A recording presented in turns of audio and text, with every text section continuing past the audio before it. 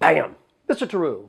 In this algebra lesson, we're going to be looking at radical functions and exploring how they are the inverse of power functions with exponents greater than or equal to 2. Now, in our last lesson, which there'll be a link in in the description to that lesson if you want to take a look at it, we introduced power functions and we introduced or reviewed, depending on what textbook you're in, how to find inverse functions and graphically what the relationship is between a function and its inverse, and possibly inverse function. Now, in this video, we're going to be specifically looking at square roots and cube roots, and how they're the inverse of power functions with a degree of 2 and 3. We're going to determine the equation of an inverse from a given function, an extension and review of what we did in the previous section, actually.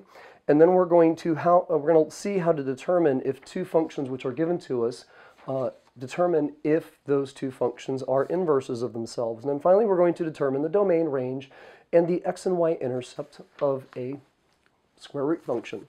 So moving on and getting through these notes, we have the square root functions are the inverse of y equals x squared. We took a look at this relationship in our previous video where we had y equals x squared, a power function, coefficient of 1 and a power of 2, switching the roles of x and y and then resolving for y. And remembering that we don't use that little -1 exponent to identify the inverse unless we have determined, whoops, over here, that it's a function. So we reserve that the inverse of f of x, that inverse function notation, when it's appropriate. Now, when you introduce your own even root, you have to, as you resolve for y, you square root both sides to get rid of that power of 2. When you introduce your own even root in algebra, you have to account for both the positive and negative answer. We're used to saying things like the square root of 4 is, positive and negative 2. But often, like in a mathematics book, when we say what's the square root of 9, if that's written in the textbook, you generally are being asked what's the principal square root or the principal even root, which means that you're looking for generally that positive answer. It's only when you see a plus or minus in the front of the square root that you want to account for both the positive and negative answer. Now, algebraically, as you switch the role of x and y and you resolve for y, and when you're solving even any exponential equation, if you introduce an even root, then as you introduce that, you have to account for both the positive and negative answer. Well, here we're going to have 1x going in and two different y values coming out. That's a relation, not a function, so you don't see that little -1 exponent. Graphically, we've got y equals x squared, this parabola opening up, passing through the origin, reflecting that power function over the line y equals x to see the inverse function. Again, radical functions are the inverse of your power functions. I should have included that in the diagram here. We have a graph opening up to the right. And like we stated in our previous lesson, talking about even and odd power functions, we have a power function with an even power. When you reflect it over the line y equals x and you look at the inverse, it's of course not going to pass that vertical line test, showing that our inverse is, well, a relation and not a function. Now, reviewing your idea of domain and range, the original parabola has a domain where it opens up left and right forever. The domain is about the x values of -infinity to positive infinity. And the smallest y value of this y equals x squared function is equal to 0s, and it goes up from there. So your range is equal to, or goes from 0 to infinity, or if you're using inequality notation, that would be y is greater than or equal to 0. And sorry for the voice, I'm getting over a cold. As we look at the inverse, I want to pause because I want to say function, but as we look at that square root function that with the plus or minus out front, accounting for both the positive and negative answer, we have a domain which is x is greater than or equal to 0 with that inequality notation, and a range now that this yellow graph is opening up and down forever, giving us a range from -infinity to positive infinity. Well, it would be nice if we are given a function which is not a one-to-one. This original parabola does not pass, it does pass the vertical line test, but it does not pass the horizontal line test, this original parabola, this power function that has an even power, is not invertible. It's not one-to-one. But we still want to be able to work with those inverses as functions and not as relations. So a big topic for this concept as you do your classwork and homework is the idea of restricting the domain. And if we come through here and just say, you know what, I don't want to account for both the positive and negative square root or even root answers, I only want to deal with those positive ones. We want to be able to practice with restricting the domain so that our functions even, basically make them one-to-one or make them invertible. It's going to look like this. Get my fancy picture in picture here. Once you get your power functions with the even roots graphed, you can look for, well, with a parabola be a vertex, look for that lowest point and see where, oh yeah, we had the phone ringing.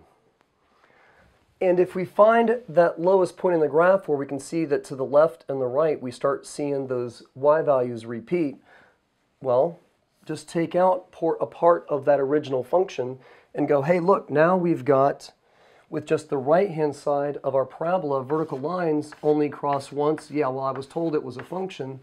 And now all my horizontal lines, as I do my horizontal line test, those are only going to cross once as well. So our inverse now isn't just an inverse with the y equals plus or minus the square root of x, but the inverse function is the positive square root of x. And our domain that was from 0 to infinity for the x's and 0 to infinity for the y's, they switch. Of course, these are the same answers for domain and range. As we look at the inverse function, we'll get what apparently looks like the same answer, but don't forget that the roles of your independent and dependent variable switch as you're looking at inverse functions. So we can restrict the domain of functions so that at times, so that the inverse can act as a function as well. Basically make a a function which is not one-to-one, restrict the domain so it then acts as one-to-one and is invertible. Let's get on to a couple of examples where we determine the equation of an inverse from a given function. Bam! So here we have our first two examples. We're going to determine the equation for the inverse of each of these functions. Now, this is a function y equals ax to the b power. So this is in a perfect format for being a power function. And it has an even power.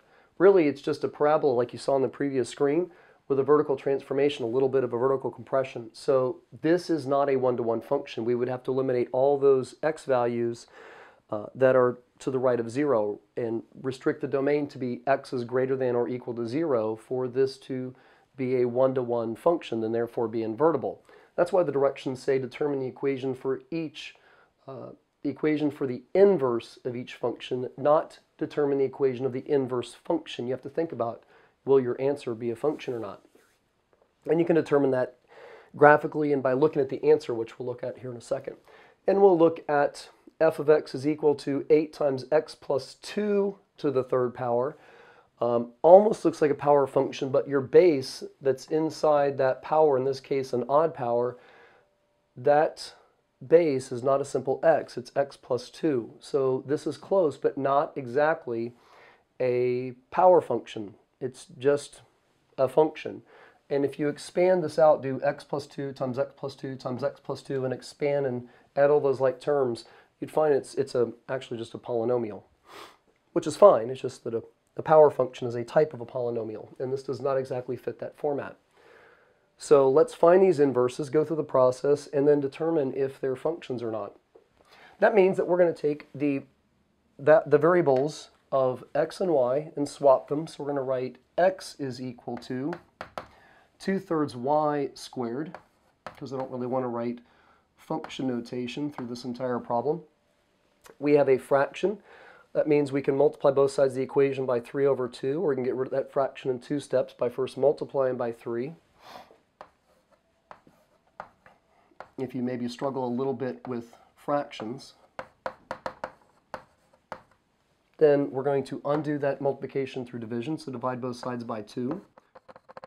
And then finally we're going to apply, since we're talking about, inverses, we're going to apply the inverse math operation. The inverse math operation to squaring is square rooting. And so we're going to introduce our own even root to both sides of the equation. Now, depending on the book you're using and how strict they are with notation, we are square rooting an even power. So really technically, you need to do either this and say that the square root of y squared, that even index and that even power, would create or act like an absolute value function, and then that's equal to the square root of 3 over 2x.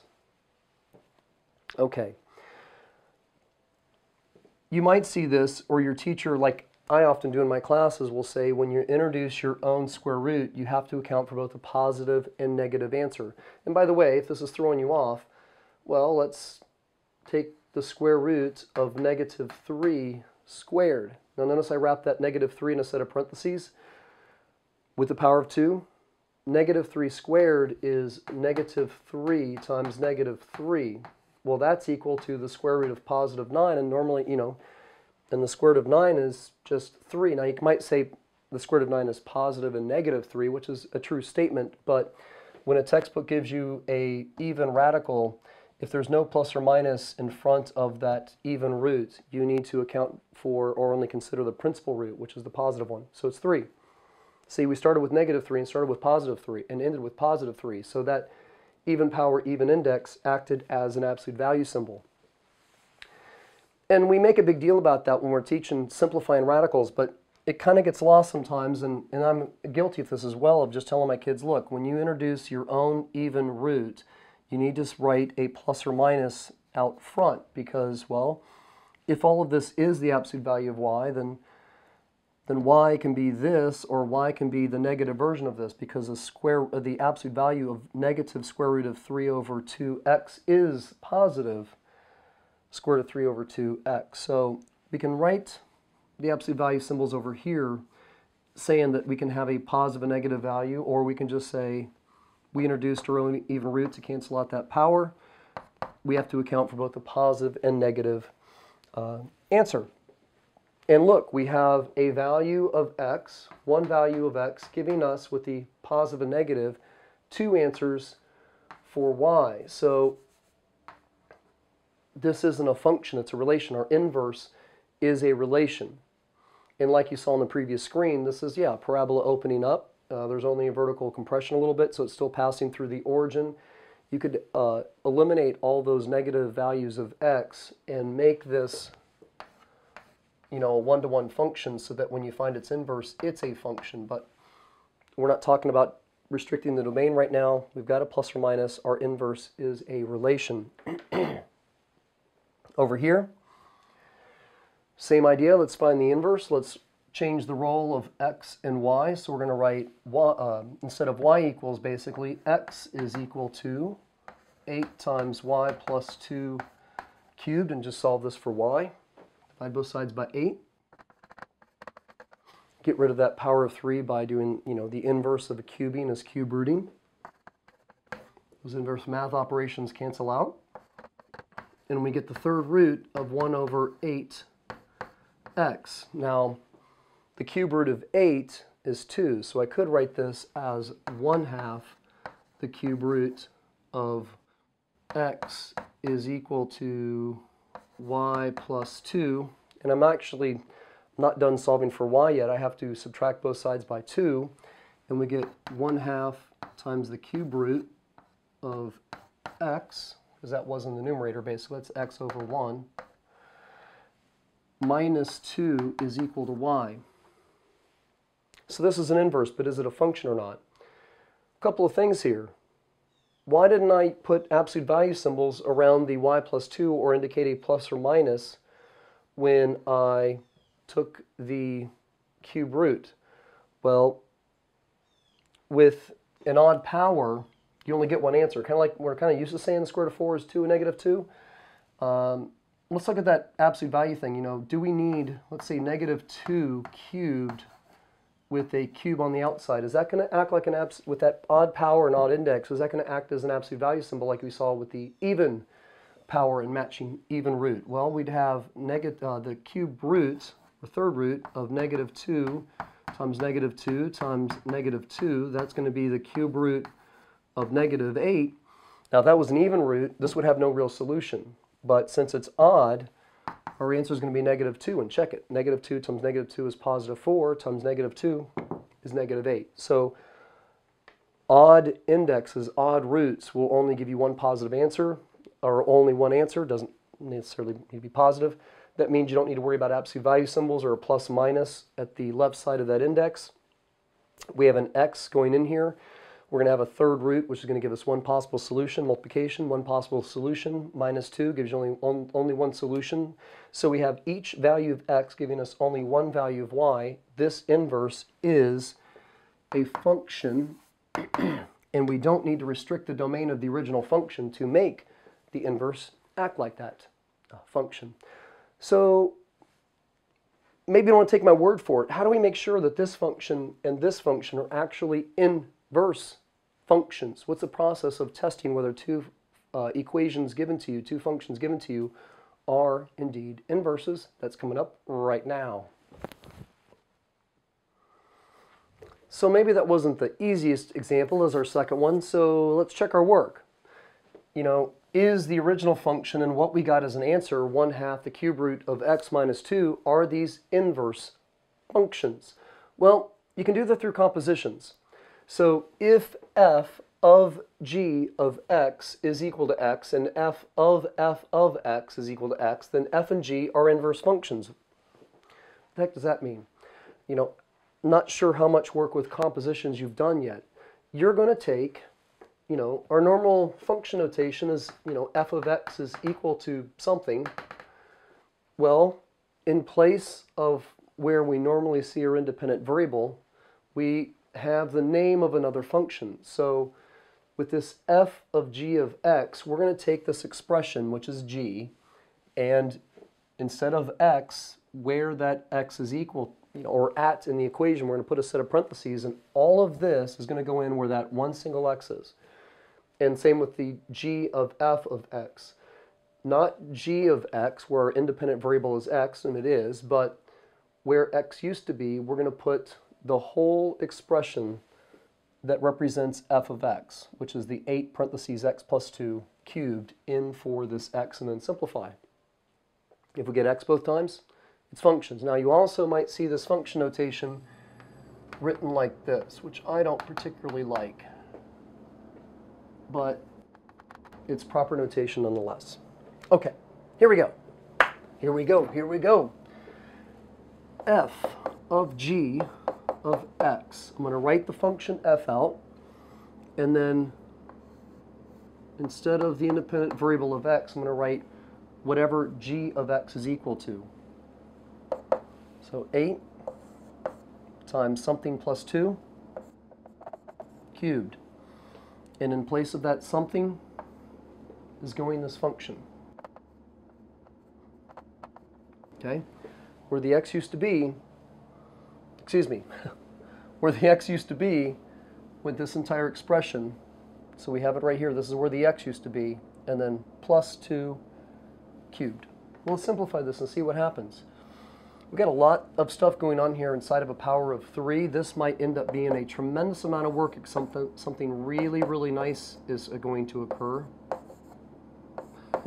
And that's the negative 2 and plus 2 cancel out. Now I'm going through that set of parentheses because there's no exponent, there's no multiplication out in front of the inside parentheses. Of course, there's an 8 out here. And there's no division or anything. There's no other math operations going on here. So these parentheses are just, I'm putting them there for good measure in case we did need them. But negative 2 plus 2 is equal to 0. And that's going to be cubed. You know, let's see here. I could write this 3 different times, or I can write 1/2 cubed times the cube root of x cubed. We have 1 times 1 times 1 is 1. 2 times 2 times 2 is, well, 2 times 2 is 4, times 2 is 8. And then these inverse math operations are canceling out. These are odd index, odd power, so I don't need the absolute value sign. It's just going to be x. 8 divided by 8, because of course that's going to be over 1. It's a really nice idea when you have fractions in your expression that you're simplifying to make everything look like a fraction. So you see those numerators and those denominators line up, and you don't get something in the wrong spot. We get a final answer of x. Okay, so f of g of x does come out to be x, but that's only half the check, and you cannot stop. It's very, very easy for one of these compositions to simplify to be x and one of these to not. So make sure you check in both directions. So let's get a different colored chalk just to split it up. We've got g of f of x, and the f of x is going in the g, so the g is the framework. Good Lord, lots kinds of bells going on here. We've got function g is 1/2 times the cube root of x. Okay, this notation doesn't say write, x inside of g. It's take out the independent variable of x and replace it with f of x. It's all of this. So not the cube root of x, the cube root of 8 times x plus 2 cubed, and then minus 2. All right? Now this is going to be 1/2. There's only one term inside this cube root. That one term is comprised of 2 factors. So you can do the cube root of the first factor, and then times the cube root of the second factor. You can write each factor with its own radical sign. You cannot do that with separate terms, though. It won't work. All right. Well, the cube root of 8 is 2. And I'm going to write that as 2 over 1 to see it line up with the 1/2 correctly. Again, that cube root and the power of 3 cancel out. They're odd powers and roots, so we don't need that absolute value sign. And I don't really need that parentheses there. Well, I don't need that parentheses there either. Except, well, I kind of do because all this get multiplied together. So scratch what I just said there. Minus 2. But see, I knew this was going to happen. We have a 2 over 2. That cancels out to be 1. Now, I don't need this absolute, I don't need these parentheses if there's no multiplication that needs to go through those parentheses. So because multiplying by 1 is identitive property for multiplication, I don't need it. I can just write x plus 2 minus 2. Of course, 2 minus 2 is 0. And again, g of f of x is equal to x. And that now validates that my original function and what we got as an answer when we tried to write the inverse is an inverse itself as well. These are inverse functions. I got one more example coming up right now. Now for our last example, we've got, well, determine the domain, range, and x and y intercepts of a graph. Well, domain we can look at, and I like to determine from the equation. X and y intercepts also I like to determine from the equation. But as far as range is concerned, I would much prefer to see the graph of this before determining what the range is. So we'll be doing a review of graphing as well. Now, if you want to find an x-intercept, you're going to be looking at letting y equal 0. So I'm just going to write this equation. F of x is, function notation is a fancy version of y, basically. So we have 0 is equal to the square root of x plus 5.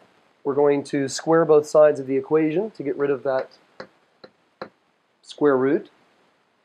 Now, those are going to cancel out, and we end up with x plus 5 is equal to 0. Now we're going to, now I didn't have something squared that I square rooted. The power of 2 is on the outside, so this is going to guarantee I get a positive answer, and I don't need absolute value symbols here. And we're going to subtract both sides by 5 and get negative 5 is equal to x. And it is our x-intercept because we let y equal 0 to find it.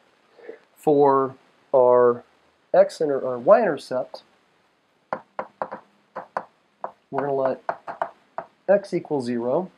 So we have y is equal to the square root of 0 plus 5. So y is equal to the square root of 5, which is something a little bit larger than 2. In the domain, well, for domain, when you have radicals with a even index, you're going to more than likely have a restriction on the domain because you cannot take the even root of a negative number and expect a real solution. We'll be talking about, or maybe you already did talk about imaginary solutions, but as far as real solutions go, which is what you're concerned about in terms of the domain and range of a function, we're only concerned with those real solutions. So you cannot take an even root of a negative number. The square root of -4 does not have a real solution. As an imaginary solution, you could say, plus 2i, or 2i, plus or minus 2i if you want to deal with both of those roots, but not a real solution. So you can't square root 0. Square root of 0 is 0. Square root of 4, that's 2. For the domain, x plus 5, that expression inside the even root has to be greater than or equal to 0, and thus we have x is greater than or equal to -5. Now range, I much prefer to have a graph to determine the range, so let me get that set up for you. I love that thing. Instant graph paper.